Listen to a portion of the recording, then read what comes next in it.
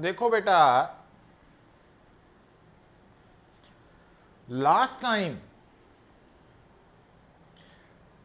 जो आप unit number 3 ਦੇ under A particle in equilibrium concept बारे गल कर रहे सी, है ना।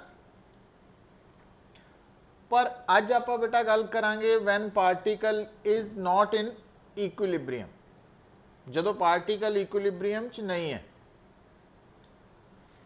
तो देखो,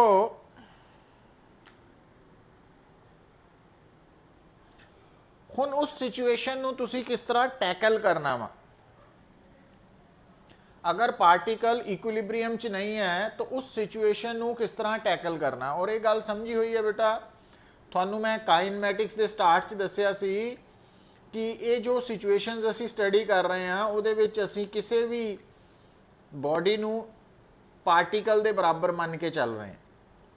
तो irrespective of the shape and size of the body का शेप या साइज जो मर्जी है, तो उन्होंने एज ए पार्टिकल आप ट्रीट कर रहे हैं इन काइनमैटिक्स एंड डायनेमिक्स, है ना, इस पोर्शन च।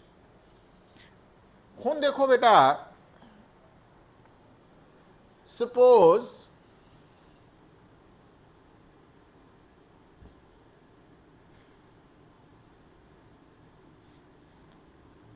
आ है एक हॉरिजॉन्टल फ्रिक्शनलैस सरफेस है और इस सरफेस के ऊपर से body of mass m placed है। और ये जो हॉरिजॉन्टल फ्रिक्शनलैस सरफेस है, इस सरफेस के ऊपर एक ऑब्जेक्ट प्लेस्ड है जिसका मास m है। और इस ऑब्जेक्ट के ऊपर बेटा सपोज असी फोर्स अप्लाई कर रहे हैं F, तो F फोर्स अप्लाई की जा रही है और ये force F along horizontal direction है। हुण अगर इस सिचुएशन दे विच असी इस बॉडी की एक्सेलरेशन निकालनी है, तो किस तरह निकाल सकते हैं ना बेटा। देखो हुण तुसी ध्यान दिओ बेटा, क्योंकि ये बॉडी जिस दे एक्सेलरेशन बारे निकालन नूं सानू कहा गया, उहदे उपर एक फोर्स F एक्ट कर रही है। पर क्या इस तो इलावा होर कोई फोर्सेस भी इस ते एक्ट कर रही हैं?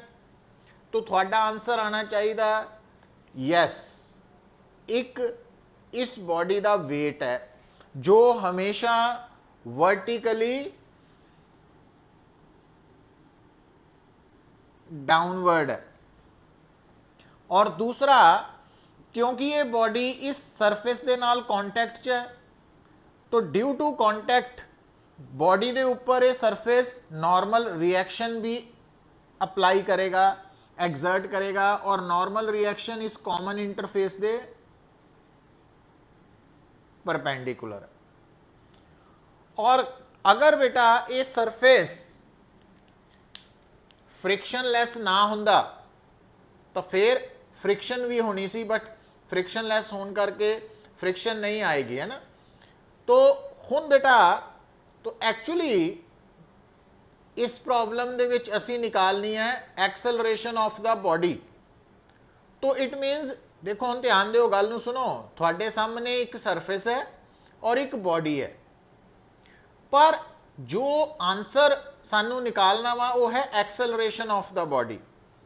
तो इस प्रॉब्लम च चाहे एक सरफेस है और दूसरा बॉडी है, बट एक्सेलरेशन क्योंकि बॉडी की निकालनी है, तो जो बॉडी है ना वो साडा सिस्टम है, उन्होंने असी वर्ड यूज करते हैं सिस्टम।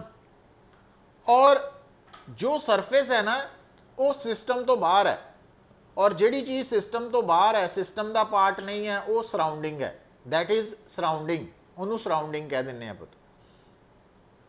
हुण देखो, हुण इस केस दे विच ध्यान दिओ, दोबारा गल सुनो कि ये जिहड़ी बॉडी है, क्योंकि आपां इहदी एक्सलरेशन निकालण नूं कहा गया, तो एक्सलरेशन निकालण दे लई बॉडी दे उपर असीं कंसनट्रेट कर रहे हैं।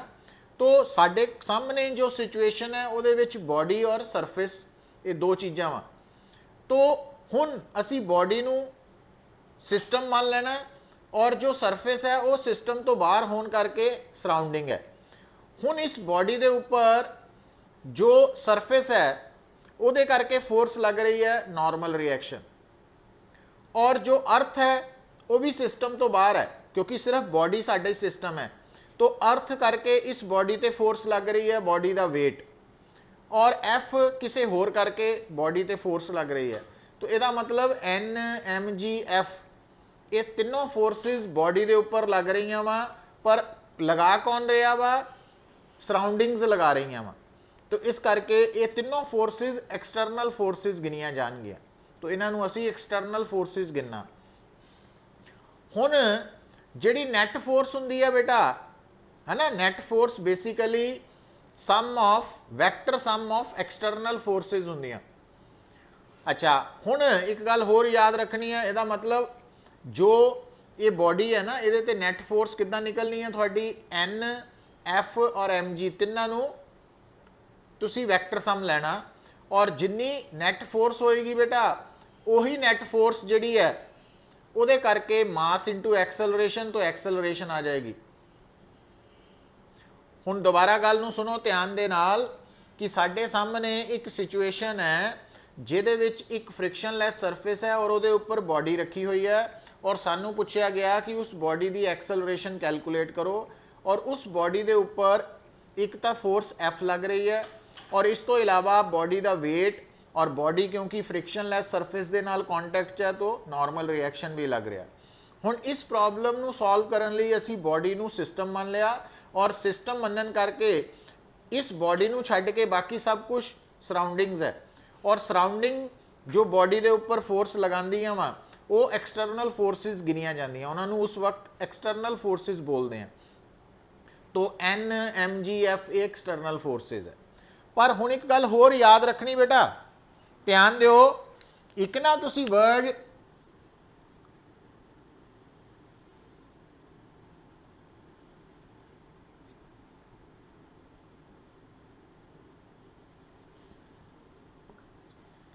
कंस्ट्रेंड मोशन,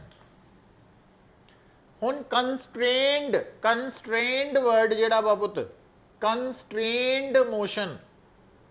हुण गल नूं सुनो, ये जिहड़ा कंस्ट्रेंड है ना, इहदा मतलब हुंदा कंडीशनस इंपोज हो गई बेटा।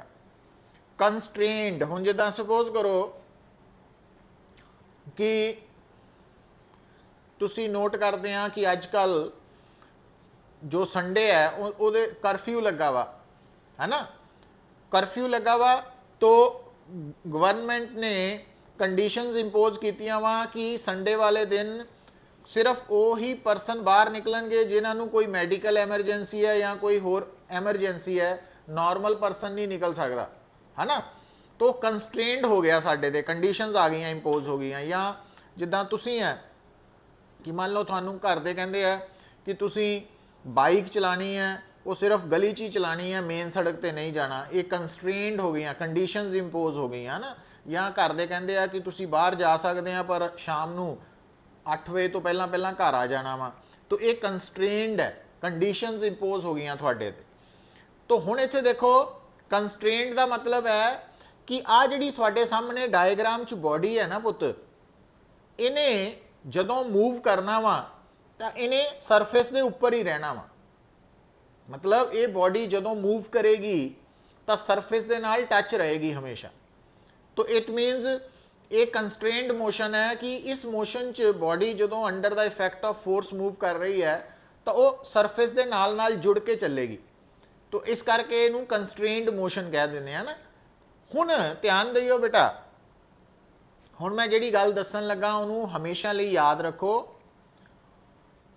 कि अगर थोड़े सामने कोई ऑब्जेक्ट है और वो किसी सरफेस के उपर मूव कर सकता, सिर्फ सरफेस के उपर मूव कर सकता, तो जिहड़ा सरफेस है ना वो होरिजोनटल भी हो सकता वा जिस तरह थोड़े सामने है, और वो सरफेस इनकलाइंड भी हो सकता वा, तो ਉਹਦਾ कोई फर्क नहीं है। तो अगर ਤੁਹਾਡੇ सामने एक प्रॉब्लम है ਜਿਹਦੇ ਵਿੱਚ ऑब्जेक्ट सरफेस के उपर मूव करेगा, मतलब ਜਦੋਂ भी मूव करेगा वो ऑब्जेक्ट सरफेस के नाल इन टच रहेगा, तो उस प्रॉब्लम ਨੂੰ सॉल्व ਕਰਨ ਲਈ ਤੁਸੀਂ ਸਭ ਤੋਂ ਪਹਿਲਾਂ पता की करना, उस ऑब्जेक्ट के उपर जो डिफरेंट फोर्सिस लग सकदियां या लग रही वा वो ड्रॉ कर देनियां। हुण तुहाडे सामने आपां एफ फोर्स ये गिवन ही सी, नॉर्मल रिएक्शन एम जी ये एडिशनल ड्रॉ करते। हुण उस तो बाद की करना बेटा, तुसीं इस डायग्राम दे विच अपने मन दे विच भी या शो भी कर सकते हैं। तुसीं की करना, दो कंपोनेंट्स मीन्स एक डायरेक्शन ले लेनी है पैरेलल टू सरफेस और दूजी डायरेक्शन ले लेनी है परपेंडिकुलर टू द सरफेस। तो parallel to surface, perpendicular to surface, ये दो डायरेक्शंस तुहाडे सामने होनियां हमेशा। हुण बेटा एक गल तो बड़ी क्लीयर है, क्योंकि बॉडी ने जदों सरफेस के उपर मूव करना तो इट मीनस बॉडी सरफेस के परपेंडिकुलर मूव नहीं करेगी। तो इट मीनस जदों कोई problem they which body surface के उपर मूव कर रही है तो तुसी दो डायरेक्शंस सिलेक्ट करनियां, एक अलॉन्ग द सरफेस, एक परपेंडिकुलर टू द सरफेस। और एक गल याद रखनी, क्योंकि बॉडी ने सरफेस के उपर ही रहना, टच ही रहना, तो उहदे परपेंडिकुलर मूव नहीं करना। इस कारण करके बेटा जो सरफेस के परपेंडिकुलर डायरेक्शन है ना, उस डायरेक्शन वाल बॉडी इक्विलिब्रियम च है, मतलब सरफेस के परपेंडिकुलर वाल बॉडी इक्विलिब्रियम च होएगी। तो इसका फायदा की होएगा सानू बेटा, कि बॉडी के उपर जिन्नियां भी फोर्सिस लग रही, ठीक है, हुण इस डायग्राम च तीन फोर्सिस लग रही, तिन्नां विचों एन नॉर्मल रिएक्शन ते वेट एम जी ये सरफेस के परपेंडिकुलर है और एफ फोर्स सरफेस के पैरेलल है। हुण जिन्नियां भी फोर्सिस सरफेस के परपेंडिकुलर है बेटा, उन्हां करके बॉडी परपेंडिकुलर डायरेक्शन के अलॉन्ग इक्विलिब्रियम च है, मतलब भी जो सरफेस के परपेंडिकुलर डायरेक्शन है उस तरफ नैट फोर्स जीरो है। हुण नैट फोर्स जीरो का मतलब की है, जिन्नी फोर्स उपर नूं लग रही है एन, उन्नी फोर्स एम जी थले नूं लग रही है।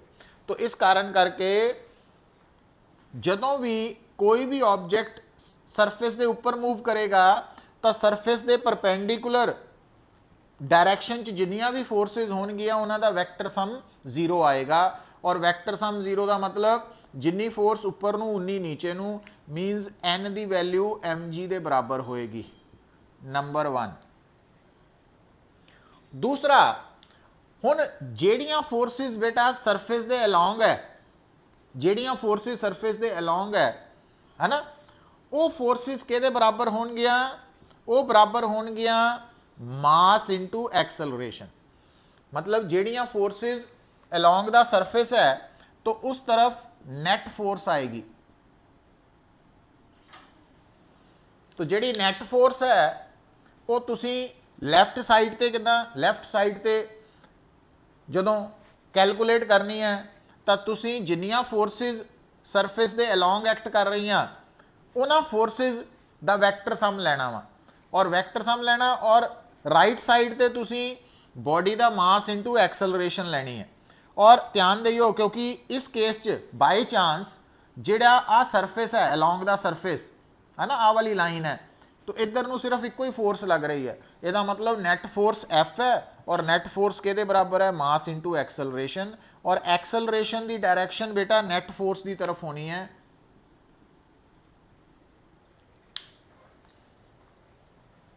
हुण इस गल नूं मैं दोबारा दसन लगा, इनू ध्यान नाल सुनियो बेटा, कि तुहाडे सामने जो सिचुएशन है कि अगर साडे सामने एक प्रॉब्लम है जिहदे विच साडी बॉडी सरफेस के उपर मूव कर रही है और वो सरफेस फ्रिक्शनलैस है, तो असी की करना, पहला तो पहले स्टैप च उस बॉडी के उपर लगन वालियां जिन्नियां भी फोर्सिस है वो ड्रॉ कर देनी है। उस तो बाद ਜਦੋਂ फोर्सिस ड्रॉ हो गई बेटा, उस तो बाद असी दो डायरैक्शनस सिलैक्ट करनियां, एक अलॉन्ग द सरफेस, एक perpendicular to the surface. Perpendicular to the surface body equilibrium च है और along the surface net force लगेगी। और तुसी अपने वालों की कर सकते हैं काम नूं होर ईजी करन लई कि जिस तरह तुसी एक्सेलरेशन की डायरैक्शन पहला ही अलॉन्ग द सरफेस शो कर देनी है, मतलब आ ए शो कर देनी है, तो इस एक्सेलरेशन नूं तुसी बॉडी के मास नाल मल्टीप्लाई करके राइट हैंड साइड ते नेट फोर्स लिख लेनी है एम ए। तो और लैफ्ट हैंड साइड ते नेट फोर्स कितना लिखनी है कि ਜਿਹੜੀਆਂ forces along the surface act कर रही हैं उन्हां विचों ਜਿਹੜੀ फोर्स एक्सेलरेशन वाल नूं है उन्होंने प्लस लिखना, ਜਿਹੜੀ ऑपोजिट है उन्होंने माइनस लिखना। हुण इस गल नूं मैं तुहानूं दोबारा समझाना पुत। तो एक तो ये एग्जाम्पल हो गई ना, हुण आ देखियो इसे गल नूं आपां दोबारा समझते हैं तो बड़ा इंपॉर्टेंट है। और ये जे कंसैप्ट तुहानूं समझ लग गया तो जिन्नियां मर्जी प्रॉब्लम्स आ जान बड़ा ईजिली उन्होंने हैंडल कर सकते हैं। हुण आ देखियो दोबारा देखो पुत, एक हुण सपोज करो आ है फ्रिक्शनलैस होरिजोंटल सरफेस,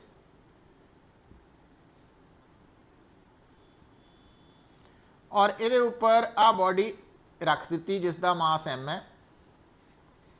हुण बेटा वो कहता भी इस बॉडी के उपर फोर्स लग रही है एफ,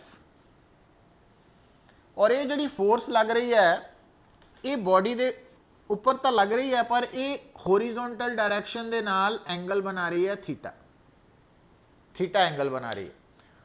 अच्छा हुण तुहानूं कहा जाता find acceleration of the body. हुण इस क्वेश्चन दे विच जदों एक्सेलरेशन फाइंड आउट करनी है बेटा ध्यान दियो तो एफ फोर्स गिवन है और एफ की डायरैक्शन भी गिवन है, तो पर इस तो इलावा इस बॉडी के उपर क्या कोई होर फोर्स लग रही है, तो आंसर आना वा यस, एक वेट और दूसरा क्योंकि ये बॉडी सरफेस के नाल कॉन्टैक्ट है तो आ कॉमन सरफेस आ गया, कॉमन इंटरफेस, तो इस करके नॉर्मल रिएक्शन भी लगेगी, है ना। तो इस प्रॉब्लम च इस बॉडी ते सिर्फ 3 फोर्सेज ही लग रही हैं, m g n and f. हुण बेटा तुहानूं की दसिया कि तुसी की करना, दिमाग च भी कर सकते हैं तो कॉपी ते भी एक लाइन सरफेस के अलॉन्ग और एक सरफेस के परपेंडिकुलर शो कर देनी है। हुण आ जिहड़ी परपेंडिकुलर लाइन है इहदे वल तां आ 2 फोर्सेज है,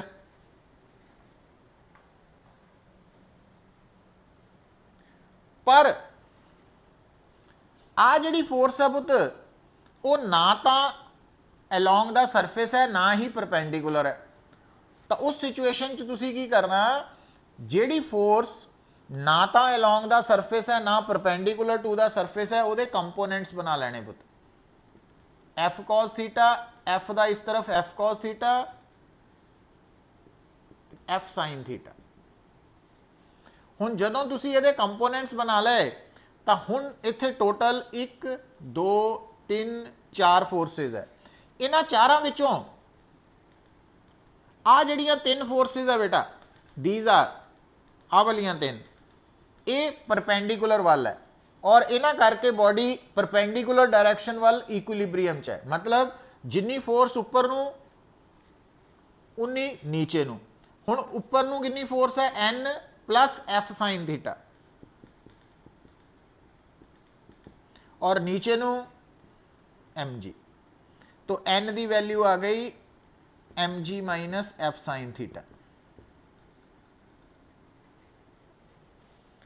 अच्छा और तुसी फिर की करना कि अपने वालों तुसी एक्सेलरेशन शो कर देनी है, अपने वालों एक्सेलरेशन शो कर देनी है अलॉन्ग द सरफेस। वो राइट नू भी कर सकते लैफ्ट नू भी, वह कोई फर्क नहीं, बट आप राइट नू क्योंकि सानू आइडिया फोर्स राइट नू लग रही है ना वह, इस करके असी इत्थे थोड़ा जिहा कॉमन सेंस यूज करनी है। तो जिहड़ी एक्सेलरेशन है वो अलॉन्ग द सरफेस शो करनी है पुत।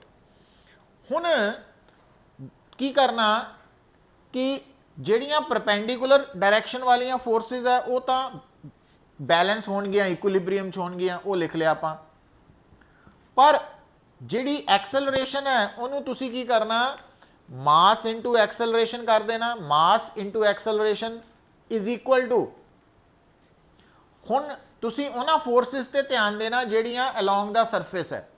ਹੁਣ ਅਲੋਂਗ ਦਾ ਸਰਫੇਸ ਸਿਰਫ ਇੱਕੋ ਹੀ ਫੋਰਸ ਹੈ, ਔਰ ਆ ਜਿਹੜੀ ਫੋਰਸ ਹੈ ਇਹਦੀ डायरेक्शन और एक्सेलरेशन ਦੀ डायरेक्शन अगर सेम है ਤਾਂ उस फोर्स ਨੂੰ प्लस लेना तुसी एफ cos थीटा। तो ਇਹਦਾ मतलब एक्सेलरेशन आ जाएगी f cos theta by M, ਤੇ नॉर्मल रिएक्शन आ गया एम जी माइनस एफ साइन थीटा। और तुसी नोट करो बेटा, ਜਿਹੜਾ ਆਪਾਂ पिछली प्रॉब्लम कवर की है ना पिछली, ਉਹਦੇ ਵਿੱਚ ਤੁਸੀਂ ਨੋਟ ਕਰ ਰਹੇ ਸੀਗੇ ਕਿ एक्सेलरेशन सी एफ बाय एम ਤੇ नॉर्मल रिएक्शन सी एम जी ਦੇ बराबर, पर इस केस च नॉर्मल रिएक्शन एम जी माइनस एफ साइन थीटा वा। तो कहने का मतलब है कि नॉर्मल रिएक्शन जो है ना वो जरूरी नहीं एम जी के बराबर होए, एम जी तो ज्यादा भी हो सकता, घट भी और बराबर भी। तो इस केस च एन की वैल्यू एम जी तो लैस दैन है, क्योंकि एम जी माइनस एफ साइन थीटा। तो हुण इहदा आइडिया हो गया ना। इसे गल नूं मैं दोबारा एक होर एग्जाम्पल नाल क्लीयर करन लगा। देखो कि इहनूं आपां डिफरेंट वेज च समझना पुत्र, भी अगर मेरे सामने एक प्रॉब्लम है, फॉर एग्जाम्पल दोबारा आप कहने आ है फ्रिक्शनलैस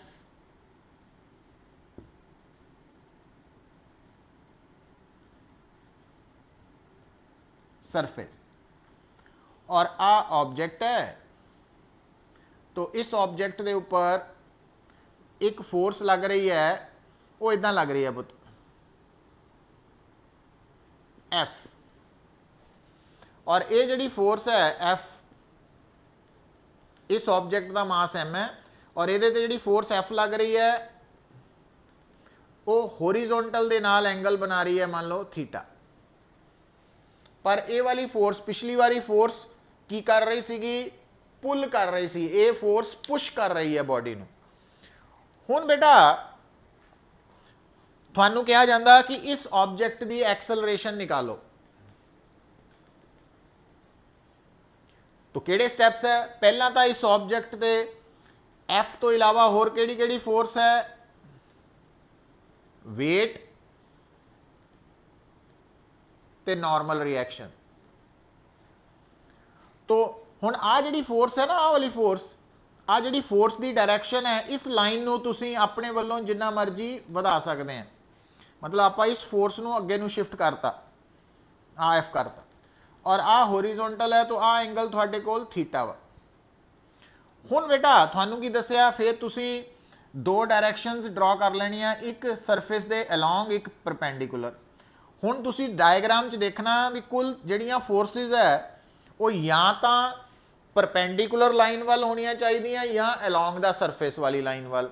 पर तुसी की देख रहे हैं कि जिहड़ी एफ फोर्स है ये ना तो अलोंग द सरफेस है ना परपेंडिकुलर है, तो ये कंपोनेंट्स बना लेने हैं F cos theta, F sine theta. हुण जदों कंपोनेंट्स बन गए फिर इनू नहीं कंसीडर करना, फिर कंपोनेंट्स वाल ध्यान देना। हुण चार फोर्सिस हो गई, 1 2 3 4।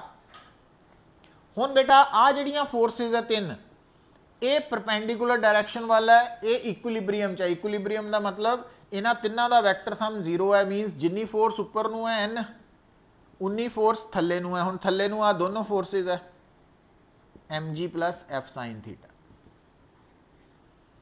अच्छा हुण फिर तुहानूं दस्सिया तुसीं आ जिहड़ा सरफेस है इहदे अलोंग एक्सेलरेशन की डायरैक्शन अपने आप ड्रॉ कर देनी है।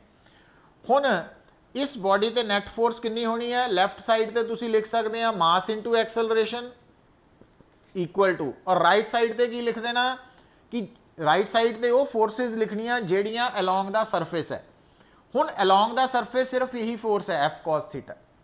हुण एफ कॉस थीटा वा, इस कारण करके जिहड़ी अलोंग द सरफेस क्योंकि आही है इको ही फोर्स, तो ये लिखनी है, पर ये प्लस लिखनी कि माइनस, क्योंकि यदि डायरेक्शन और एक्सेलरेशन की डायरेक्शन सेम है तो इनू प्लस लिखना। तो एक्सेलरेशन आ जानी है f cos theta by m. पर हुण नॉर्मल रिएक्शन देखो mg plus f sine theta वा, मतलब तुसी नोट कर रहे हैं कि नॉर्मल रिएक्शन हर सिचुएशन च mg नहीं होना। ये गलत फहमी है ना साडे सामने, हुण क्लीयर हो गई मिसकनसैप्शन। तो mg की वैल्यू दे बराबर नॉर्मल रिएक्शन होएगा जरूरी नहीं है, वो सिचुएशन डिसाइड करेगी पुत। और वो तुहानू दसता भी नॉर्मल रिएक्शन निकालना किदां, वो किदां सोचना वा। तो हुण इस गल नू होर फर्दर इसे स्टैप्स वही है पुत्र, प्रॉब्लम बदल रही है देखियो। तो मीनस स्टैप्स के उपर ध्यान दिओ कि जदों हुण मान लो थानू मैं कहना वा से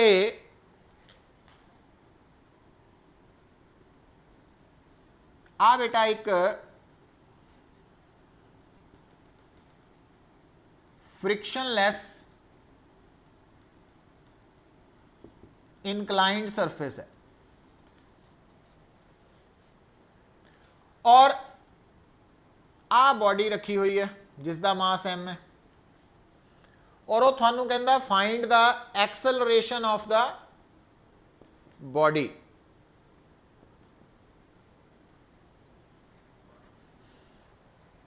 अच्छा हुण ध्यान दिओ, काम की करना बेटा, इस बॉडी ते केड़ियां-केड़ियां फोर्सेस लगनियां।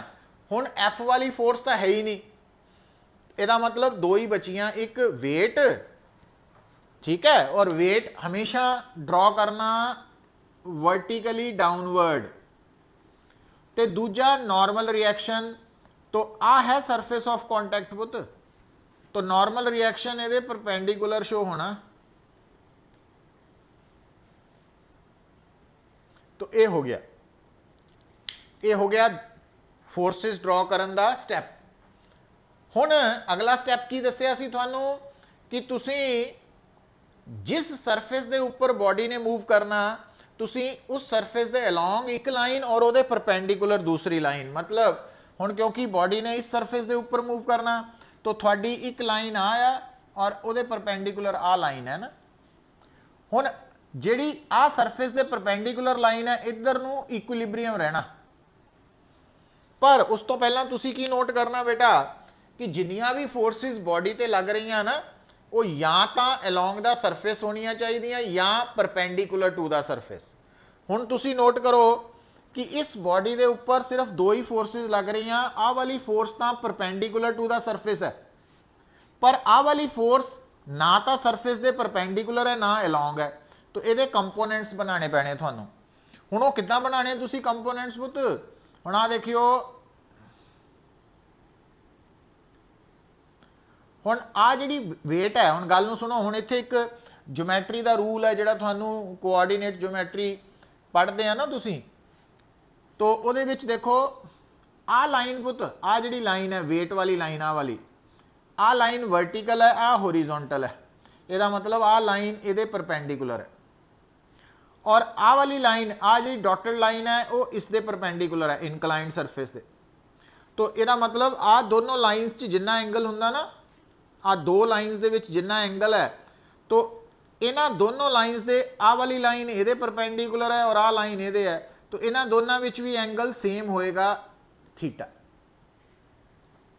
तो जे गल पता वा वैल एंड गुड, नहीं पता तां भी तुसीं याद रख लैनी अज तो बाद। हुण तो आ एंगल दोनों बराबर होने करके आ फोर्स जिहड़ी है, क्योंकि ये फोर्स ना तो सरफेस के अलोंग है ना सरफेस के परपेंडिकुलर है, तो ये कंपोनेंट्स इधर नूं बन जाने एम जी कॉस थीटा जिधर नूं एंगल बने, और दूजे पासे एम जी साइन थीटा। तो हुण इहनूं नहीं कंसीडर करना, हुण आ तीन फोर्सिस आ गई हैं। हुण ये तीनों फोर्सिस जो आ दोनों परपेंडिकुलर टू द सरफेस है और आ अलोंग द सरफेस है। हुण बेटा आ जिहड़ियां परपेंडिकुलर टू द सरफेस है, ये एक दूजे नूं बैलेंस करदियां वा, तो एन की वैल्यू आ जानी है एम जी कॉस थीटा, क्योंकि इन्हां दी दोनों की डायरैक्शन ऑपोजिट है तो मैगनीट्यूड बराबर होने हैं, तां ही बैलेंस करनगियां, कैंसल आउट करनगियां। हुण एक्सेलरेशन अगर आप नीचे लेने ये, क्योंकि बॉडी पता वा भी थल्ले नहीं आनी, तो अगर एक्सेलरेशन अलोंग द सरफेस लेनी है तो लैफ्ट हैंड साइड ते की लिखना, मास इंटू एक्सेलरेशन, ते राइट हैंड साइड ते की लिखना, ਉਹ ਫੋਰਸਿਸ ਲਿਖਣੀਆਂ ਜਿਹੜੀਆਂ ਸਰਫੇਸ ਦੇ ਅਲੋਂਗ ਹੈ। ਹੁਣ ਸਰਫੇਸ ਦੇ ਅਲੋਂਗ ਸਿਰਫ ਇੱਕੋ ਹੀ ਫੋਰਸ ਹੈ mg sin ਥੀਟਾ, ਔਰ ਇਹਦੀ डायरेक्शन ਤੇ एक्सेलरेशन ਦੀ डायरेक्शन सेम होने करके तो mm कटिया जाना, तो a is equal to g sin theta. ਹੁਣ इथों एक रिजल्ट भी आ गया कि देखो जदों आपां किसी बॉडी नूं ड्रॉप करते हैं पुत, फ्रीली फॉल करती है, तो उस बॉडी की एक्सेलरेशन हुंदी है g स्मॉल g नीचे नूं, ते जदों ये तुहाडे सामने जिहड़ा इनकलाइंड सरफेस है फ्रिक्शनलैस इनकलाइंड सरफेस है, तो फ्रिक्शनलैस इनकलाइंड सरफेस के उपर रखी हुई बॉडी की एक्सेलरेशन डाउन द प्लेन, मतलब अलोंग द प्लेन पर नीचे नूं, वर्टिकली डाउनवर्ड नहीं मैं कह रहा, डाउन द प्लेन मीनस आ डायरेक्शन जिहड़ी है ये डाउन द प्लेन है, ये अप द प्लेन है, तो आ वर्टिकली डाउनवर्ड है, वर्टिकली अपवर्ड है। So down the plane acceleration कितनी होएगी g साइन थीटा। ये याद रखना कि कोई भी बॉडी जो फ्रिक्शनलैस प्लेन के उपर एक्सेलरेट करती हुई अपने आप नीचे आ रही है, ਉਹਦੀ एक्सेलरेशन तुसी हमेशा कितनी लैनी है g साइन थीटा। तो जिद्दां आपां ये याद किया कि अगर कोई बॉडी फ्रीली फॉल कर रही है ਉਹਦੀ एक्सेलरेशन आपां स्मॉल g लैनी है ना, वर्टिकली डाउनवर्ड। उदा ही अगर कोई बॉडी फ्रिक्शनलैस इनकलाइंड सरफेस के उपर अपने आप नीचे आ रही है तो वही एक्सेलरेशन लैनी है g साइन थीटा। तो g भी कॉन्स्टेंट है, फिक्स है, और थीटा भी फिक्स होने करके ये एक्सेलरेशन भी फिक्स है। मतलब जो फ्रिक्शनलैस इनकलाइंड सरफेस है वो उपर बॉडी का जिहड़ा मोशन है वो यूनीफॉर्मली एक्सेलरेटेड मोशन है। मतलब उसके मोशन नूं स्टडी करन लई आपां v is equal to u plus at है ना, s is equal to ut plus half at square, v square minus u square is equal to 2as apply कर सकते हैं। हुण इस गल नूं मैं दसदा तुहानूं, देखो तो हुण इत्थों सानूं एक तां ऑब्जेक्ट की एक्सेलरेशन किद्दां निकालनी है, तो उहदे लई आपां की कीता सी डिफरेंट फोर्सिस ड्रॉ कीतियां। उस तो बाद की कीता असीं दो फोर्स जिहड़ियां डायरैक्शन सिलैक्ट करनियां, एक अलॉन्ग द सरफेस, एक परपेंडिकुलर टू द सरफेस। उस तो बाद तुसीं जिन्नियां भी फोर्सिस एक्ट कर रही वो ध्यान नाल देखनियां, वो या तो होनियां चाहिदियां अलॉन्ग द सरफेस या होनियां चाहिदियां परपेंडिकुलर टू द सरफेस। और अगर कोई फोर्स ना तो अलॉन्ग द सरफेस है ना ही परपेंडिकुलर टू द सरफेस है, तो वो कंपोनेंट्स बना लेने हैं ना, एक अलॉन्ग द सरफेस, एक परपेंडिकुलर टू द सरफेस। और उस तो बाद जिन्नियां forces perpendicular to the surface है वो इक्विलिब्रियम च है, तो वो बैलेंस हो जानी है, और जिहड़ी अलॉन्ग द सरफेस है उन्हां करके नैट फोर्स होनी है मास इंटू एक्सेलरेशन के बराबर। और वो फार्मूला लिखना दसता तुहानूं। हुण बेटा देखो बेटा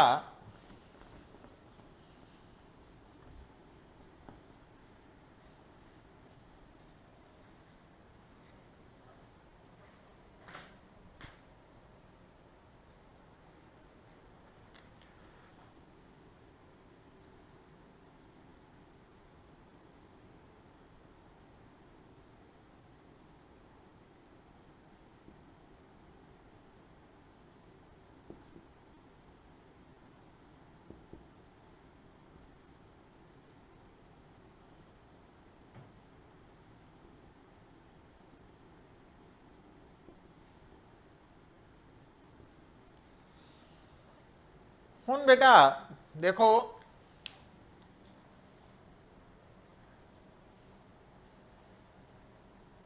से थोड़े सामने एक फ्रिक्शनलैस इनकलाइंड सरफेस है जिसका एंगल ऑफ इंक्लीनेशन, तो आ जो इंक्लाइंड सरफेस है ये होरिजोंटल सरफेस नाल जिन्ना एंगल बनाता that is known as angle of inclination, तो वो 60 डिग्री है। हुण देखो दो गल्लां ध्यान च रखियो बेटा, इस बॉडी का मास 1 kg है और g की वैल्यू 10 मीटर पर स्क्वेयर सैकेंड लैनी है, और वो थानू कहंदा वा कि ये जो बॉडी है, क्योंकि जदों आपां उहनूं फ्रिक्शनलैस इनकलाइंड सरफेस ते रखांगे वो नीचे नूं आएगी, और जदों नीचे नूं आएगी तो उसकी एक्सेलरेशन g साइन थीटा होएगी।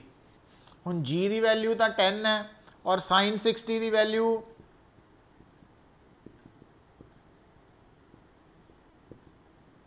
तो ये आप डायरैक्ट निकाल सकते हैं ना। और वो कहेगा दसो कि इस बॉडी नूं नीचे आने नूं कितना टाइम लगेगा अगर आ वाली डिस्प्लेसमेंट सपोज 5 मीटर है। हुण इस बॉडी नूं स्लाइड डाउन करके नीचे आने नूं 5 मीटर डिस्प्लेसमेंट कवर करने नूं कितना टाइम लगेगा। हुण क्योंकि acceleration down the inclined plane वो कॉन्स्टेंट है, तो आपां इत्थे formula s is equal to u t plus half a t square लगा के टी निकाल सकते हैं, और u इत्थे 0 है क्योंकि इनिशियली बॉडी रेस्ट ते है, जो इनू छड्डांगे तो नीचे आएगी ना। तो उत्थों s की वैल्यू 5 मीटर दी है और a की वैल्यू आपां g साइन थीटा तो निकाल ली है ना। तो इस तरीके नाल यूज करके नू निकाल सकते हैं आंसर। हुण देखो बेटा, जिहड़ी गल क्वेश्चन सी कि ये तो जो कितना टाइम लगेगा या बॉडी जो इत्थे नीचे पहुंचेगी तो वही वेलोसिटी कितनी होएगी। इनिशियली बॉडी रेस्ट तो रिलीज हुई है, तो इत्थे वेलोसिटी अगर कड्ढनी है तो v square minus u square is equal to 2as लगा देना, और a की वैल्यू हुण इत्थों आ लैनी है। तो जिद्दां फ्रीली फॉलिंग मोशन च a की वैल्यू g लैनी है, ये याद है। इदां ही याद रखो कि अगर तुहाडे सामने फ्रिक्शनलैस इनक्लाइंड सरफेस है या स्मूथ इनक्लाइंड सरफेस है और उस सरफेस के ऊपर बॉडी अपने आप नीचे आ रही है, तो उसकी एक्सेलरेशन जी साइन थीटा होएगी। तो इनू भुलना नहीं है, याद रखना ना रिजल्ट नू। पर दूसरी गल बेटा देखो कि अगर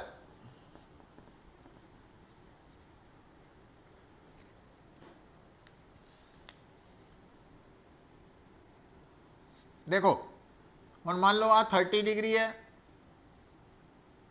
आ बॉडी है, इसका मास m है और m की वैल्यू मान लो 5 kg गिवन है, g की वैल्यू आपां 10 मीटर पर स्क्वेयर सैकेंड लेने हैं, और आपां नूं कहा जाता फाइंड एक्सेलरेशन है ना, निकालनी है।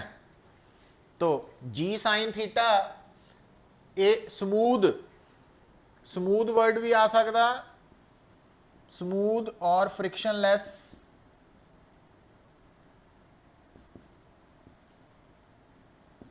इनक्लाइंड सरफेस है। तो आ वेट है, आ नॉर्मल रिएक्शन है। हुण तुहानूं की दस्सिया भी आपां एक सरफेस दे अलॉन्ग और एक परपेंडिकुलर, तो आ परपेंडिकुलर आ गया, ये अलॉन्ग आ गया। हुण क्योंकि आ फोर्स ना तो परपेंडिकुलर टू द सरफेस है ना अलॉन्ग, तो आ एंगल ये बराबर होना 30 डिग्री। तो इधर नूं आ गया m g cos 30 degree, m g sine 30 degree. तो हुण इनू नहीं कंसिडर करना, हुण आ 3 हो गए ना। हुण आ दोनों क्योंकि नॉर्मल टू द सरफेस है, इस करके n की वैल्यू तो एम जी कॉस 30 आ गई, और m दिता 5, g है 10 ते cos 30 की वैल्यू √3/2।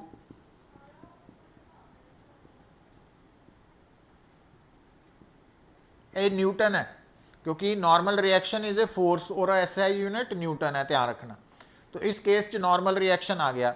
अच्छा हुण एक गल होर सुनो पुत, एक्चुअली नॉर्मल रिएक्शन है की है, what is normal reaction? Contact force है।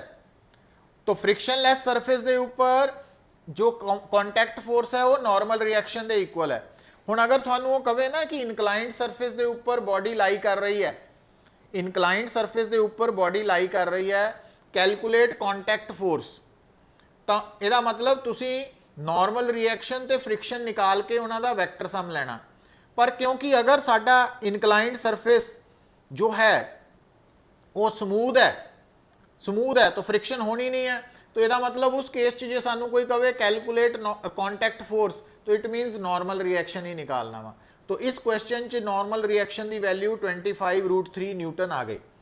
तो जदों भी बेटा थानू कोई कहे कि एक बॉडी किसी सरफेस के नाल कॉन्टैक्ट च है और वो थानू कहे कि कैलकुलेट कॉन्टैक्ट फोर्स, तो वह मतलब है भी तुसी नॉर्मल रिएक्शन भी निकालना ते फ्रिक्शन भी निकालनी और दोनों का वैक्टर सम लेना। पर अगर सरफेस फ्रिक्शनलैस है, स्मूथ है, तो फिर कॉन्टैक्ट फोर्स का मतलब है सिर्फ नॉर्मल रिएक्शन ही निकालना वा। तो ये ध्यान च रखनी गल। हुण बेटा क्योंकि हाले आप सिर्फ ਸਮੂਥ ਸਰਫੇਸਿਸ ਨਾਲ ਡੀਲ ਕਰ ਰਹੇ ਹਾਂ ਤਾਂ ਨਾਰਮਲ ਰਿਐਕਸ਼ਨ ਦੇ ਬਰਾਬਰ ਹੀ ਹੋਏਗੀ ਕੰਟੈਕਟ ਫੋਰਸ। ਹੁਣ ਨੈਕਸਟ ਪੁਆਇੰਟ ਬੇਟਾ ਦੇਖੋ ਇੱਥੇ ਕਿ ਜਦੋਂ ਤੁਸੀਂ ਇਸੇ ਆਰਟੀਕਲ 'ਚ ਐਕਸਲਰੇਸ਼ਨ ਵੀ ਨਿਕਾਲਣਾ ਚਾਹੁੰਦੇ ਆ ਨਾ, ਹੁਣ ਕੁਐਸਚਨ ਇਹ ਸੀ ਵੀ ਐਕਸਲਰੇਸ਼ਨ ਦੀ ਡਾਇਰੈਕਸ਼ਨ ਕਿੱਧਰ ਨੂੰ ਲੈਣੀ ਹੈ, ਗੱਲ ਸੁਣੋ, ਤਾਂ ਉਹ ਅਸੀਂ ਆਪਣੇ ਵੱਲੋਂ ਮੰਨ ਲੈਂਦੇ ਆ, तो पर वो डायरेक्शन हमेशा अलोंग द सरफेस लैनी है पुत्र, पर वो अलोंग द सरफेस किधर नूं लैनी है वो तुहाडे ते डिपेंड करेगा ना। हुण जिद्दां मान लो एक स्टूडेंट कहंदा भी वो कहंदा मैं तो एक्सलरेशन इस तरफ लै लैनी है, तो अगर स्टूडेंट ने एक्सलरेशन डायग्राम च इदां शो करती तो ये अकॉर्डिंगली इस बॉडी ते नैट फोर्स होएगी MA किस दे बराबर, तो हुण नैट फोर्स होनी है ये करके, पर आ फोर्स एक्सलरेशन की डायरेक्शन के ऑपोजिट है तो इनू -mg sin 30 लिखना, तो mm कट्टे गए तो a is equal to -g sin 30, तो g 10 है sin 30 हाफ है, -5 आ गया। हुण माइनस का मतलब पता की आया इत्थे, माइनस का मतलब आया कि जो तुसी एज्यूम कीता सी ना एक्सलरेशन की डायरेक्शन जिधर नूं ड्रॉ कीती सी, तो एक्चुअली एक्सलरेशन उस बॉडी की उहदे तो ऑपोजिट है, माइनस का मतलब यह है। तो जे आंसर प्लस आ जाता फिर वह मतलब होना सीगा कि जिधर नूं तुसी एक्सलरेशन की डायरेक्शन एज्यूम कीती है उसे तरफ ही एक्चुअल डायरेक्शन भी एक्सलरेशन की उही है। तो इस करके एक्सलरेशन की डायरेक्शन तुसी जिधर नूं मर्जी लै सकते हैं, बट लैनी अलोंग द सरफेस है। और अगर थोड़ा एक्सलरेशन का आंसर सॉल्व करने ते प्लस आ गया, ਇਹਦਾ मतलब जो एक्सलरेशन की डायरेक्शन असी मनी है तो बॉडी की एक्चुअल एक्सलरेशन भी उस डायरेक्शन च है, पर जे नैगेटिव आ गया ਇਹਦਾ मतलब जिधर नूं असी एज्यूम किया वा उहदे ऑपोजिट है ना। तो पर हुंदा की है देखो बेटा कई जगह ते सानू कॉमन सेंस यूज हो जानी है, तो इस करके उत्थे तां असी उसे डायरेक्शन नूं प्रैफर करना एक्सलरेशन लई, पर जिथे अनसर्टनटी है उत्थे जिधर नूं मर्जी शो कर सकते हैं, तो आंसर ने ही सारा कुछ क्लीयर कर देना थानू, तो ये माइंड च रखनी गल। नाउ हुण इसे गल नूं आपां फरदर एक्सटेंड कर रहे हैं बेटा, देखो एक्चुअली अगर थानू ये कंसैप्ट समझ आ गया, ठीक है, तो जिन्ने भी आर्टिकल्स आने हैं नेक्स्ट वो बड़े ईजी होने वाले थोड़े लिए। तो स्टैप्स नूं समझो। हुण देखो बेटा, हुण जिद्दां मान लो आ एक स्मूथ और फ्रिक्शनलैस सरफेस है ना, और इस सरफेस के ऊपर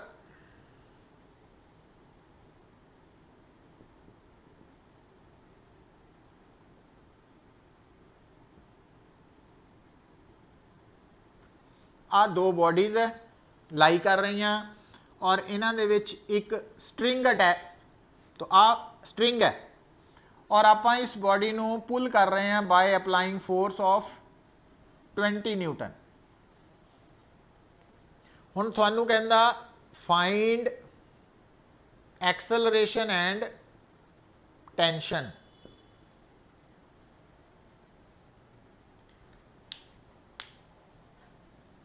हुण इत्थे एक बेटा लॉजिक समझना, तुसीं ध्यान दिओ। सब तो पहला काम तो तुसीं पता की करना वा भी इत्थे हुण सिंगल दी बजाय दो बॉडीज हो गई वा, स्ट्रिंग भी आ गई है। सब तो पहला काम तुसीं करना कि इस बॉडी ते केड़ी केड़ी फोर्स लग रही है,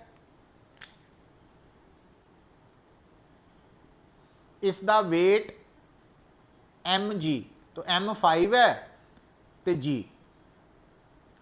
दूजा आ वाली बॉडी सरफेस के नाल कॉन्टैक्ट च है तो नॉर्मल रिएक्शन। तीसरा ये वाली बॉडी स्ट्रिंग के नाल भी अटैच्ड है, टेंशन। हुण बेटा आ जिहड़ी बॉडी है है ना। तो ये ते कितनी फोर्स लग रही है, तो इनू आपां सपोज 10 kg कर देने, कैलकुलेशन सौखी करने लई, होर कुछ नहीं है। तो ये ते किहड़ी फोर्स लग रही है, एक वेट है 10g, नॉर्मल रिएक्शन ते टेंशन। हुण पुत्त गल नूं याद रखना पैना कि आ जिहड़ी स्ट्रिंग है ना, क्योंकि ये बारे कुछ नहीं दसिया होया, तो ये अंडरस्टूड है मासलैस स्ट्रिंग है। तो मासलैस होने करके इस स्ट्रिंग के अंदर दोनों किनारियां ते टेंशन सेम है, पर जिहड़ी आ वाली टेंशन है तुहानूं दसिया होया, आ टेंशन ए ते लग रही है स्ट्रिंग दे करके, और आ टेंशन बी ते लग रही है स्ट्रिंग करके। और ए ते लगन वाली टेंशन तुहानूं इदां इंप्रैशन दे रही है भी जिद्दां टेंशन करके बॉडी पुल हो रही है, और आ टेंशन बी ते लग रही है और ये इंप्रैशन दे रही है कि जिद्दां बॉडी पुल हो रही है, खिंच रही है ना, पुश नहीं होनी। ये ध्यान रखना, ये ध्यान च रखनी।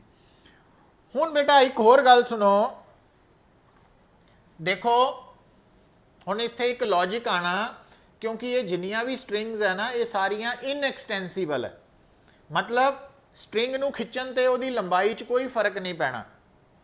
हुण इहदा फायदा की होना सानू पुत्त, कि क्योंकि ये स्ट्रिंग बेटा इनएक्सटेंसिबल है, आप स्ट्रिंग इनएक्सटेंसिबल है, इस करके अगर यदि लंबाई वध जाती है ना, तो वो तां होनी है, मतलब यदि लंबाई जिहड़ी है वो फिक्स रहनी है, कॉन्स्टेंट रहनी है, इस करके इहनूं इनएक्सटेंसिबल बोलिया आपां।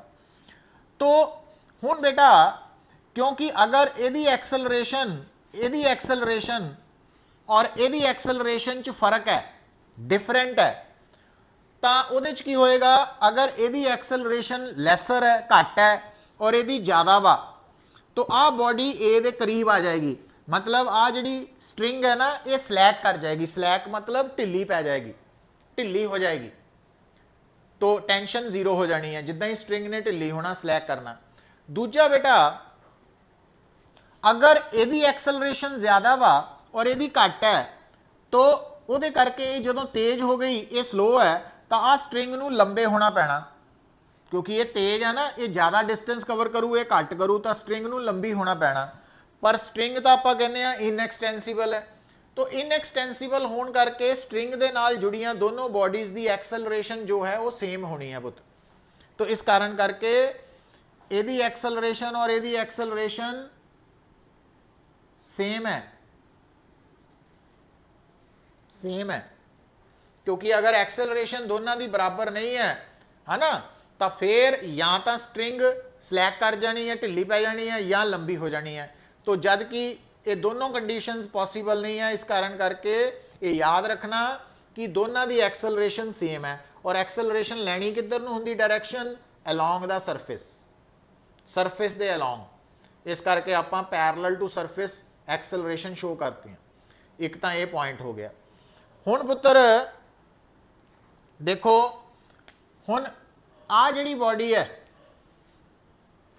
ये ऊपर 3 फोर्सेस लग रही हैं, T, N1, 5G, और आ दोनों सरफेस दे परपेंडिकुलर है और आ अलॉन्ग द सरफेस है। तो आ जिहड़ियां फोर्सेस है ये बैलेंस होनी है। बैलेंस का मतलब N1 की वैल्यू 5G के बराबर है, और अगर G 10 है तो यदा मतलब ये नॉर्मल रिएक्शन 50 न्यूटन लग रहा। ते नाल दूजी इक्वेजन किद्दां लिखनी पुत, हुण ये मास नूं एक्सेलरेशन नाल मल्टीप्लाई करना। हुण इहदा मास 5 है, एक्सेलरेशन ए है। हुण net force mass into acceleration किहदे बराबर है, जिहड़ी फोर्स सरफेस दे अलॉन्ग है, इक्को ही तो फोर्स है सरफेस दे अलॉन्ग। तो इट मीनस, और ए प्लस क्यों लई है, क्योंकि आ डायरेक्शन और एक्सेलरेशन की डायरेक्शन सेम है, तो प्लस ले लेनी है ना। तो ये बन गई नंबर 1 इक्वेजन। हुण इत्थे आ जाओ, हुण इहदे ते कुल 4 फोर्सेस है, 1 2 3 4। हुण चारां विचों ये अलॉन्ग द सरफेस है और ये परपेंडिकुलर टू द सरफेस है। परपेंडिकुलर टू द सरफेस तो बैलेंस होनी है, तो N2 की वैल्यू तो 10G है, और G की वैल्यू 10 होने करके 100 न्यूटन आ गई N2 की वैल्यू। पर हुण ਇਹਦੇ ਤੇ ਨੈਟ ਫੋਰਸ ਕਿੰਨੀ ਹੈ, ਮਾਸ ਇੰਟੂ ਐਕਸਲਰੇਸ਼ਨ। ਹੁਣ ਇਹਦਾ ਮਾਸ 10 kg ਹੈ, 10 ਇੰਟੂ ਇਹ, ਪਰ ਇਹ ਨੈਟ ਫੋਰਸ ਦੇ ਲਈ ਕੌਣ ਜ਼ਿੰਮੇਵਾਰ ਹੈ, ਆਹ ਵਾਲੀਆਂ ਦੋ ਫੋਰਸਿਸ, ਕਿਉਂਕਿ ਇਹ ਦੋਨੋਂ ਫੋਰਸਿਸ ਅਲੋਂਗ ਦਾ ਸਰਫੇਸ ਹੈ। ਪਰ ਹੁਣ ਆਪਾਂ ਜਦੋਂ ਰਾਈਟ ਸਾਈਡ ਤੇ ਦੋ ਫੋਰਸਿਸ ਲਿਖਣੀਆਂ ਤਾਂ ਇਹਨੂੰ ਪॉजिटिव लिखना, क्योंकि आ डायरेक्शन एक्सेलरेशन वाला है और आ डायरेक्शन ऑपोजिट है, तो इनू माइनस लिखना, तो ये आ जाना 20 माइनस टी। हुण आ दो इक्वेजन आ गई तुहाडे को। हुण अगर इन्हां दोनों नू ऐड करूंगे बेटा, एडिंग इक्वेजन्स 1 एंड 2, तो जदों ऐड करांगे 5a ते 10a 15a left hand side ते आ प्लस टी है, माइनस खत्म हो जाना, तो 20, तो a is equal to 20/15 4/3 acceleration है दोनों की। तो टेंशन कितना निकलनी, हुण आ ए की वैल्यू इत्थे पुट कर दिओ, तो टेंशन आ जानी है थोड़ी 5 इंटू 4/3 20/3 न्यूटन। तो चाहे ए की वैल्यू इत्थे पुट कर दिओ बेटा, 10 into 4/3 is equal to 20 minus t, तो 40/3 है ना, तो is equal to 20 minus t, t की वैल्यू आ जानी है 20 माइनस 40/3 फिर 20/3, तो आंसर सेम ही रहना वा। तो इस तरीके नाल तुसी सोल्यूशन करना वा। तो कहने का मतलब है कि ये जिहड़ियां प्रॉब्लम्स है जिहदे विच एक बॉडी दूजे दे सरफेस के उपर चल रही है, उहदे विच तुसी की करना, तुहानूं दस्सिया होया कि पहला तो सारिया फोर्सिस जिन्नियां पॉसीबल है हर बॉडी ते वो ड्रॉ कर देनियां। उस तो बाद उन्हां फोर्सिस देखना भी या तो फोर्सिस होनियां चाहिए सरफेस के परपेंडिकुलर या अलॉन्ग द सरफेस। तो जे फोर्सिस परपेंडिकुलर टू सरफेस है तो अलॉन्ग द सरफेस है, पर विचों एक अद्धी फोर्स इदां दी भी है जिहड़ी ना तो परपेंडिकुलर है ना अलॉन्ग द सरफेस है, उहदे कंपोनेंट्स बना लेने हैं। और उस तो बाद जिहड़ियां परपेंडिकुलर टू सरफेस फोर्सिस है उन्होंने बैलेंस कर लेना ना इक्वेट करके। तो जिहड़ियां फोर्सिस अलॉन्ग द सरफेस है उन्होंने नैट फोर्स पैदा करनी है मास इंटू एक्सेलरेशन के बराबर, वो इक्वेजनस लिखनियां तुहानूं दसतियां वा। तो उत्थों फिर सॉल्व करना उन्होंने इक्वेजनस नूं, ते रिक्वायर्ड जो भी रिजल्ट है चाहिए उन्होंने तुसीं अप्लाई करना या कैलकुलेट करना। हुण देखो ध्यान दिओ बेटा, हुण जिद्दां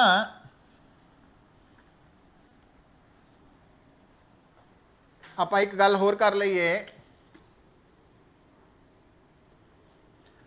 हुण सपोज आ बॉडी है 5 kg,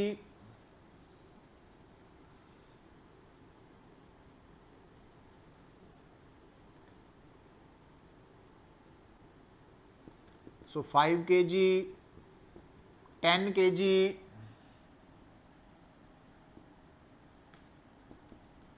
15 kg, और ये हॉरिजॉन्टल फ्रिक्शन लेस सरफेस है। अंडरस्टूड ही है क्योंकि हाले तक आप फ्रिक्शन पढ़ी नहीं, तो फ्रिक्शन लेस ही है ना। तो हुण आ स्ट्रिंग्स है बेटा, और आप इसनूं पुल कर रहे हैं बाय अप्लाइंग 30 न्यूटन फोर्स। हुण तुहानूं वो कहंदा कि एक तो टेंशन निकालो ये विच और एक टेंशन ये निकालो, तो एक्सेलरेशन निकालो। हुण ये गल तुहानूं क्लीयर हो चुकी है कि क्योंकि ये जिहड़े सिस्टम है ना ये सिंगल बॉडी सिस्टम है, मतलब इन्हां दे विच जिहड़ा गैप है वो फिक्स है। इस करके इस सिस्टम के अंदर जिन्नियां भी बॉडीज है ना हरेक दी एक्सेलरेशन सेम होनी है। तो हुण बेटा और दूजा क्योंकि ये सरफेस पे मूव कर रहे हैं तो तिन्ना दी एक्सेलरेशन अलॉन्ग द सरफेस है। अच्छा हुण इहदे ते किहड़ी किहड़ी फोर्स है, 5g weight normal reaction, 10g weight normal reaction, 15g weight normal reaction, और इस तो अलावा इत्थे टेंशन भी होनी बेटा।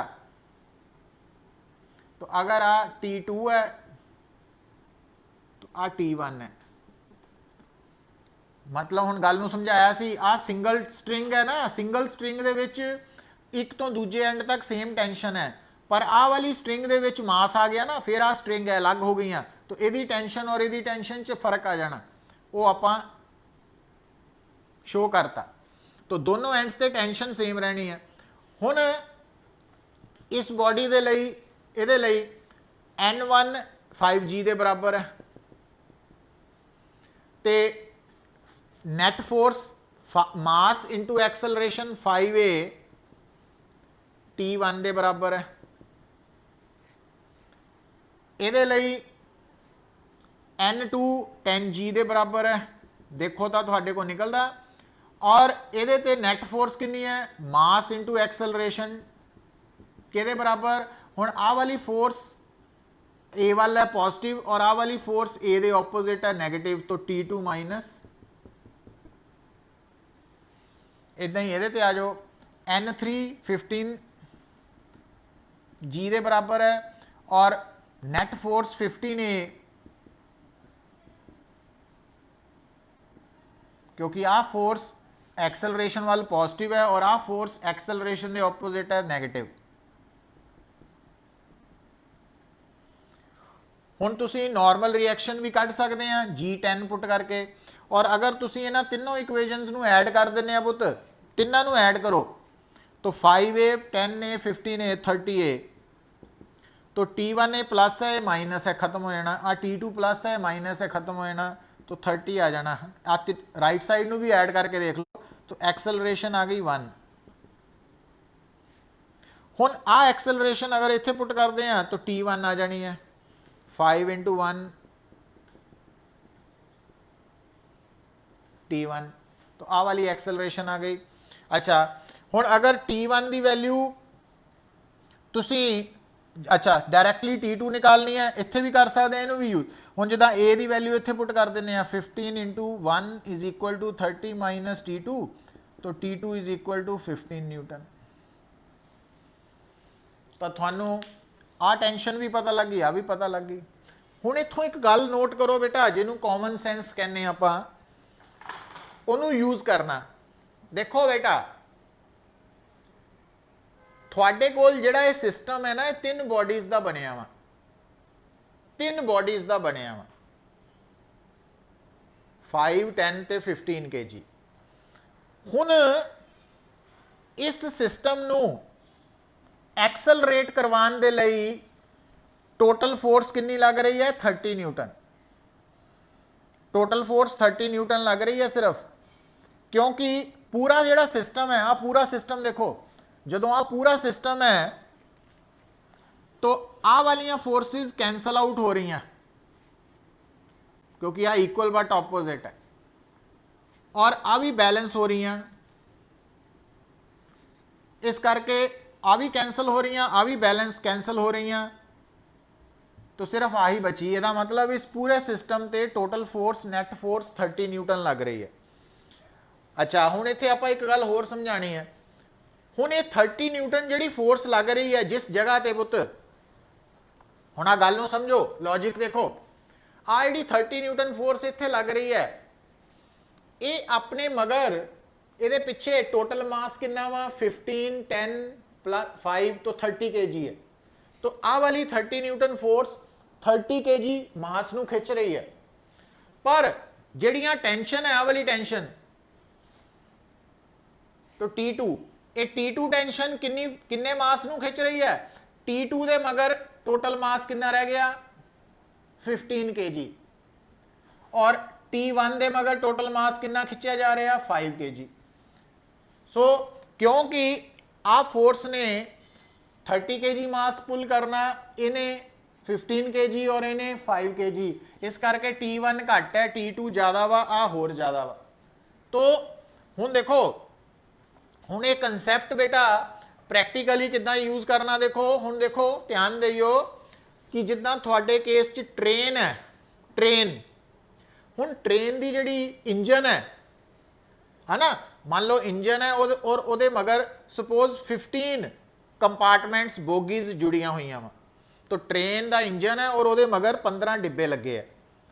तो जिहड़ा डिब्बा इंजन के मगर लगा बिल्कुल पहले नंबर ते, वो इंजन दे नाल जोड़िया होया, कपलिंग रॉड है ना, जिन्हें उन्होंने कपल किया, जोड़िया होया, ते पहले डिब्बे नूं दूजे नाल जोड़िया होया कपलिंग करके, ਦੂਜੇ ਨੂੰ ਤੀਜੇ ਨਾਲ, ਤੀਜੇ ਨੂੰ ਚੌਥੇ ਨਾਲ, ਚੌਥੇ ਨੂੰ ਪੰਜਵੇਂ ਨਾਲ ਐਂਡ ਸੋ ਔਨ, ਤਾਂ ਹੀ ਇੱਕ ਦੂਜੇ ਨਾਲ ਜੁੜ ਕੇ ਖਿੱਚ ਹੋਣੇ ਆ ਨਾ। ਹੁਣ ਪੁੱਤਰ ਧਿਆਨ ਦਿਓ, ਸਭ ਤੋਂ ਜ਼ਿਆਦਾ ਮਜ਼ਬੂਤ ਤਾਕਤਵਰ ਕਪਲਿੰਗ ਕਿੱਥੇ ਚਾਹੀਦੀ ਹੈ? ਇੰਜਨ ਤੇ ਪਹਿਲੇ ਡਿੱਬੇ ਦੇ ਵਿੱਚ, ਕਿਉਂਕਿ ਉੱਥੇ ਫੋਰਸ ਮੈਕਸਿਮਮ ਹੋਣੀ। ਜਿੱਦਾਂ ਇੱਥੇ ਦੇਖੋ ਨਾ, ਇਹ 15 kg ਅਗਰ ਇੰਜਨ ਹੈ ਤਾਂ T2 ਟੈਂਸ਼ਨ ਜ਼ਿਆਦਾ ਵਾ ਤੇ T1 ਟੈਂਸ਼ਨ ਘੱਟ ਹੈ, ਤਾਂ ਪਿੱਛੇ ਨੂੰ ਜਾਂਦੇ ਹੋਏ ਟੈਂਸ਼ਨ ਘਟ ਰਹੀ ਹੈ, ਕਿਉਂਕਿ ਜਿਹੜਾ ਉਸ ਤੋਂ ਪਿੱਛੇ ਵਾਲਾ ਮਾਸ ਹੈ ਉਹ ਡਿਕਰੀਜ਼ ਕਰ ਰਿਹਾ। ਇੰਜਨ ਨੂੰ 15 ਡਿੱਬਿਆਂ ਦਾ ਮਾਸ ਆਪਣੇ ਨਾਲ ਪੁੱਲ ਕਰਨਾ ਪੈ ਰਿਹਾ, ਤੇ ਜਿਹੜਾ ਪਹਿਲੇ ਨੰਬਰ ਤੇ ਡਿੱਬਾ ਵਾ ਉਹਨੂੰ ਆਪਣੇ ਪਿੱਛੇ 14 ਡਿੱਬਿਆਂ ਦਾ ਮਾਸ ਕੈਰੀ ਕਰਨਾ ਪੈ ਰਿਹਾ। ਜਿਹੜਾ ਦੂਸਰੇ ਨੰਬਰ ਤੇ ਡਿੱਬਾ ਕੰਪਾਰਟਮੈਂਟ ਹੈ ਉਹਨੂੰ ਆਪਣੇ ਪਿੱਛੇ 13 ਕੰਪਾਰਟਮੈਂਟਸ ਦਾ ਮਾਸ ਕੈਰੀ ਕਰਨਾ, ਖਿੱਚਣਾ ਪੈ ਰਿਹਾ। ਤੋ ਇਹਦਾ ਮਤਲਬ ਜਿਹੜੀਆਂ ਕਪਲਿੰਗਸ ਹੈ ਨਾ, ਉਹਨਾਂ ਦੇ ਵਿੱਚ ਟੈਂਸ਼ਨ ਸਭ ਤੋਂ ਜ਼ਿਆਦਾ ਕਿਹੜੀ ਕਪਲਿੰਗ 'ਚ ਹੋਣੀ ਹੈ? ਇੰਜਨ ਤੇ ਪਹਿਲੇ ਡਿੱਬੇ ਵਾਲੀ। ਤੋ ਉਹ ਕਪਲਿੰਗ ਮਜ਼ਬੂਤ ਚਾਹੀਦੀ ਹੈ। ਸੋ ਇਹਦਾ ਮਤਲਬ ਅਗਰ ਸਾਡੇ ਕੋਲ 14-15 ਡਿੱਬੇ ਹੈ ਔਰ ਉਹਨਾਂ ਵਿੱਚੋਂ ਇੱਕ ਡਿੱਬਾ ਜਿਹੜਾ ਵਾ ਉਹਦੀ ਕਪਲਿੰਗ ਵੀਕ ਹੈ, ਤਾਂ ਉਹ ਡਿੱਬਾ ਆਪਾਂ ਇੰਜਨ ਮਤਲਬ ਉਸ ਗੱਡੀ 'ਚ ਕਿੱਥੇ ਜੋੜਨਾ ਪ੍ਰੈਫਰ ਕਰਾਂਗੇ? ਲਾਸਟ ਤੇ, ਤਾਂ ਕਿ ਉਹ 'ਚ ਟੈਂਸ਼ਨ ਮਿਨੀਮਮ ਹੋਏ ਔਰ ਉਹ ਸੇਫ ਰਹੇ, ਉਹਦੇ ਟੁੱਟਣ ਦੇ ਚਾਂਸਸ ਘਟ ਜਾਣ। ਤੇ ਜੇ ਉਹਨੂੰ ਇੰਜਨ ਦੇ ਮਗਰ ਜੋੜ ਦਾਂਗੇ ਤਾਂ ਫਿਰ ਤਾਂ ਉਹਦੇ ਟੁੱਟਣ ਦੇ ਚਾਂਸਸ ਮੈਕਸਿਮਮ ਹੋ ਜਾਣਗੇ। ਤੋ ਇਸ ਤਰੀਕੇ ਨੂੰ ਸਮਝਣਾ ਪੁੱਤ ਇਸ ਪ੍ਰੋਬਲਮ ਨੂੰ। ਹਾਲੇ ਤਾਂ ਇਹ ਸਟਾਰਟ ਹੈ ਨਾ, ਬਟ ਇਹ ਕਨਸੈਪਟ ਨੂੰ ਪਕੜਨਾ ਆਪਾਂ। ਔਰ ਲਾਸਟ ਜਿਹੜਾ 5 ਮਿੰਟ ਦਾ ਲੈਕਚਰ ਹੈ ਉਹਦੇ 'ਚ ਦੇਖੋ, ਧਿਆਨ ਦਿਓ ਬੇਟਾ, ਗੱਲ ਨੂੰ ਹੁਣ ਸਮਝਿਓ ਜਿਹੜੀ ਮੈਂ ਹੁਣ ਗੱਲ ਦੱਸਣ ਲੱਗਾ। ਦੇਖੋ, ਅਗਰ ਤੁਸੀਂ ਇਸ ਬੋਡੀ ਨੂੰ ਸਿਸਟਮ ਮੰਨਦੇ ਆ, ਜਦੋਂ ਜਿਸ ਵਕਤ ਤੁਸੀਂ ਸਿਰਫ ਇਹਦੇ ਤੇ ਕੰਸੰਟਰੇਟ ਕਰ ਰਹੇ, ਇਹਦੇ ਤੇ, ਜਦੋਂ ਤੁਸੀਂ ਸਿਰਫ ਇਸ ਬੋਡੀ ਤੇ ਕੰਸੰਟਰੇਟ ਕਰ ਰਹੇ ਆ ਤਾਂ ਇਹ ਸਾਡਾ ਸਿਸਟਮ ਹੈ ਉਸ ਵਕਤ। ਮਤਲਬ ਜਦੋਂ ਆਪਾਂ ਆ ਇਕੁਏਸ਼ਨਸ ਲਿਖੀਆਂ ਨਾ, ਉਦੋਂ ਸਾਡਾ ਧਿਆਨ ਸਿਰਫ ਇਹਦੇ ਤੇ ਹੈ, ਤੇ ਇਹ ਉਸ ਵਕਤ ਸਾਡਾ ਸਿਸਟਮ ਹੈ। ਔਰ ਇਸ ਸਿਸਟਮ ਦੇ ਲਈ ਦੇਖਿਓ, ਆ ਫੋਰਸ ਕਿਹਨੇ ਲਗਾਈ ਹੈ? ਆ ਫੋਰਸ ਸਰਫੇਸ ਨੇ ਲਗਾਈ ਹੈ, ਔਰ ਸਰਫੇਸ ਸਿਸਟਮ ਤੋਂ ਬਾਹਰ ਹੋਣ ਕਰਕੇ ਐਕਸਟਰਨਲ ਫੋਰਸ ਹੈ। ਔਰ 5G ਫੋਰਸ ਇਹਦੇ ਤੇ ਕਿਹਨੇ ਲਗਾਈ? ਅਰਥ ਨੇ। ਅਰਥ ਵੀ ਸਿਸਟਮ ਤੋਂ ਬਾਹਰ ਹੋਣ ਕਰਕੇ ਐਕਸਟਰਨਲ ਫੋਰਸ ਹੈ। तो आ भी एक्सटर्नल फोर्स है, आ भी एक्सटर्नल फोर्स है, ठीक है। और आ फोर्स ਇਹਦੇ ਤੇ ਕਿਹਨੇ ਲਗਾਈ ਹੈ? 10 ਨੇ, ਇਹਨੇ, ਰੱਸੀ ਨੇ। ਰੱਸੀ ਜਿਹੜੀ ਹੈ ਉਹ ਇਹਦੇ ਤੋਂ ਬਾਹਰ ਹੈ, ਇਹਦੇ ਤੇ ਹੈ ਨਾ। ਆਪਾਂ ਸਿਰਫ ਇਹਨੂੰ ਸਿਸਟਮ ਮੰਨਿਆ, ਤਾਂ ਇਹਦਾ ਮਤਲਬ ਜਦੋਂ ਆਪਾਂ ਇਹਨੂੰ ਸਿਸਟਮ ਮੰਨਿਆ ਤਾਂ T1 ਵੀ ਐਕਸਟਰਨਲ ਫੋਰਸ ਹੈ, ਆ ਵੀ ਐਕਸਟਰਨਲ ਹੈ, ਆ ਵੀ ਐਕਸਟਰਨਲ ਹੈ। ਜਦੋਂ ਆਪਾਂ ਇਸ ਬੋਡੀ ਨੂੰ ਸਿਸਟਮ ਮੰਨਿਆ तो आ वाली फोर्स भी एक्सटर्नल है, आ भी ਇਹਦੇ ਤੇ एक्सटर्नल एक्सटर्नल एक्सटर्नल। ਜਦੋਂ ਆਪਾਂ ਇਹਨੂੰ ਸਿਸਟਮ ਮੰਨਿਆ एक्सटर्नल एक्सटर्नल एक्सटर्नल एक्सटर्नल। पर ਜੇ ਬੇਟਾ ਆਪਾਂ ਗੱਲ ਸੁਣੋ, ਅਗਰ ਆਪਾਂ ਇਹਨਾਂ ਤਿੰਨਾਂ ਨੂੰ ਸਪੋਜ਼ ਸਿਸਟਮ ਮੰਨ ਲਿਆ, ਹੁਣ ਜਦੋਂ ਇਹਨਾਂ ਤਿੰਨਾਂ ਨੂੰ ਸਿਸਟਮ ਮੰਨ ਲਿਆ ਤਾਂ ਆ ਤਿੰਨੋਂ ਇੱਕ ਸਿਸਟਮ ਦਾ ਪਾਰਟ ਹੋ ਗਏ। ਇੱਕੋ ਸਿਸਟਮ ਦੇ 3 ਪਾਰਟਸ ਆ, 1 2 3, ਜਦੋਂ ਆਪਾਂ ਇਹਨੂੰ ਪੂਰੇ ਨੂੰ ਸਿਸਟਮ ਮੰਨ ਲਿਆ। ਹੁਣ ਬੇਟਾ N1 N2 N3 ਇਹ ਫੋਰਸਿਸ ਤਾਂ ਸਰਫੇਸ ਨੇ ਲਗਾਈਆਂ, तो ਸਰਫੇਸ ਨਹੀਂ ਪਾਰਟ ਸਾਡੇ ਸਿਸਟਮ ਦਾ, ਇਹ ਤਿੰਨੋਂ ਪਾਰਟਸ ਹੈ। तो ਸਰਫੇਸ ਕਿਉਂਕਿ ਸਿਸਟਮ ਤੋਂ ਬਾਅਦ ਹੈ, तो N1 N2 N3 ਇਹ ਤਾਂ ਐਕਸਟਰਨਲ ਫੋਰਸਿਸ ਗਿਣੀਆਂ ਜਾਣਗੀਆਂ। 5G 10G 15G ਇਹ ਵੀ एक्सटर्नल फोर्सेस गिनिया जाएंगियां। और आ 30 न्यूटन बाहरों किसी ने लगाई है तो वो भी एक्सटर्नल है। पर आ फोर्सेस हुण ये गिनिया जाएंगियां इंटरनल फोर्सेस। क्यों? क्योंकि जदों आपां इहनूं पूरे नूं सिस्टम मन्निया तां हुण T1 T2 जिहड़ी है फोर्सेस, तो रस्सी भी इहदा पार्ट होगी ना सिस्टम दा। तो आ जिहड़ी रस्सी है स्ट्रिंग है, तो इस स्ट्रिंग ने इहदे ते फोर्स लगाई। तो कहने का मतलब ये कि आ जिहड़ा केसिस है भी रस्सी भी सिस्टम का पार्ट होगी, जो सिस्टम का एक पार्ट दूसरे ते फोर्स लगांदा वो इंटरनल फोर्सिस च गिनिया जांदा वा। तो इंटरनल फोर्सिस हमेशा बेटा गिनती च काउंट दे विच हमेशा ईवन नंबर च होणगियां। सो कहने का मतलब ये कि तुहाडे सामने इक्को प्रॉब्लम दे विच जिहड़ियां फोर्सिस लग रहीआं वो डिपेंड करेगा भी उन्हां चों एक्सटर्नल किहनूं काउंट करना, इंटरनल किहनूं काउंट करना। ਉਹ ਡਿਪੈਂਡ ਕਰਨਾ ਵੀ ਤੁਸੀਂ ਪ੍ਰੋਬਲਮ ਨੂੰ ਸੋਲਵ ਕਰਨ ਲਈ ਸਿਸਟਮ ਕਿਹਨੂੰ ਮੰਨਿਆ ਵਾ। ਇਸ ਗੱਲ ਨੂੰ ਆਪਾਂ ਫਰਦਰ ਫੇਰ ਇਲੈਬੋਰੇਟ ਕਰਾਂਗੇ ਕੱਲ ਨੂੰ। ਤੋ ਬਟ ਅੱਜ ਜਿਹੜੇ ਬੇਸਿਕ ਗੱਲਾਂ ਦਸੀਆਂ ਵੀ ਕਿਸ ਤਰ੍ਹਾਂ ਸਟੈਪਸ ਬਣਾਣੇ ਆ, ਇਕੁਏਸ਼ਨਸ ਲਿਖਣੀਆਂ ਵਾ, ਤੋ ਉੱਥੇ ਤੱਕ ਸਮਝ ਲੱਗੀ ਆ ਭਰਤ?